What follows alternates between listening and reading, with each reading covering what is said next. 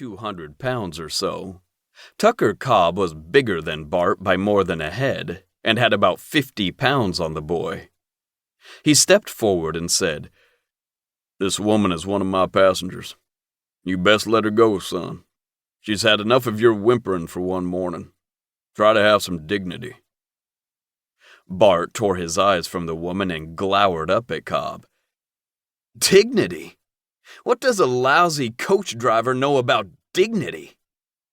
Cobb grabbed Bart's left wrist and wrenched it, forcing him to break his hold on the woman's arm. He snatched Bart's right arm as Bart reached for the pistol on his hip, and pushed the man back against the wall of the hotel. As Bart struggled in vain to get free, Cobb looked back at his passenger. "You can board the coach, miss. This pup won't be bothering you any more." Jane brought a gloved hand to her mouth as she stepped up and into the coach, before pulling the door closed behind her. With the woman out of view, Cobb turned all of his attention to the love-struck miner he had pinned against the wall. "Are you gonna behave yourself if I let you go?" Bart continued to try to wriggle free. "You can't treat me like this! Don't you know who I am?" "I surely do."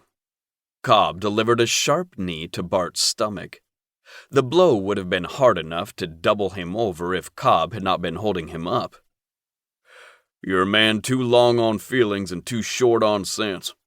You're a man who's going to get himself hurt unless he can see reason. If I let you go, are you going to make another play for that iron you're wearing?" Bart did his best to push aside his pain as he glared up at Cobb. "My daddy's going to wipe the floor with you, you miserable." Cobb let go of the cowboy's left wrist and delivered a short right-handed jab to his jaw.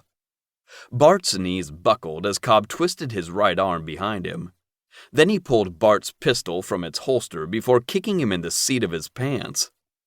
The blow sent him sprawling into the mud of the thoroughfare. Never having much use for handguns, Cobb opened the cylinder, dumped out the bullets, and tossed the empty gun into the street. He saw 5 miners standing in front of a saloon across the thoroughfare and looking on. They seemed like they wanted to help Bart, but something was holding them back. When Cobb looked to his right, he saw the reason for their hesitation. Butch Keeling, Cobb's partner, was leaning against the stagecoach. His Henry repeater was resting on his hip as he worked a toothpick around his mouth. "A lot of help you were," Cobb chided him. "That young sprout almost killed me." "Hardly." Keeling kept his eyes on the men across the street. "But those boys over there would have given it a go if I hadn't made them think otherwise." Cobb knew his partner always had a knack for spotting danger before anyone else. He nodded down at Bart, who was beginning to get back on his feet. "That fella said he's somebody." "You don't know who he is?" Cobb did not. "All I know is he doesn't like to be refused by a pretty lady." "Well, that's Bart Hagen," Butch said. "King Hagen's boy." Cobb might not have known much about the son, but he knew plenty about Charles Hagen. The rancher and financier had been called the King of the Wyoming Territory for a reason. He was said to be a frontier Midas, for everything he touched turned to gold. Cobb said, "Well, I'd have thought a boy with that kind of breeding would have better sense. He looks like a lousy cowpuncher to me." Butch grinned.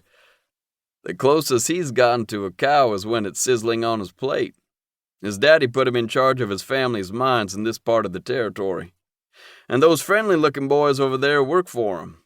Since they knew better than to butt their noses into their boss's business, I'd say they have more brains than he does." Cobb flexed the fingers in his right hand. He was coming up on 41 years of age, and punching a man was not as easy as it used to be. "Who else are we waiting for?" "The Right Reverend Earl Averill." Butch thumbed toward his right side. "Looks like he's coming this way." Cobb looked beyond Keeling.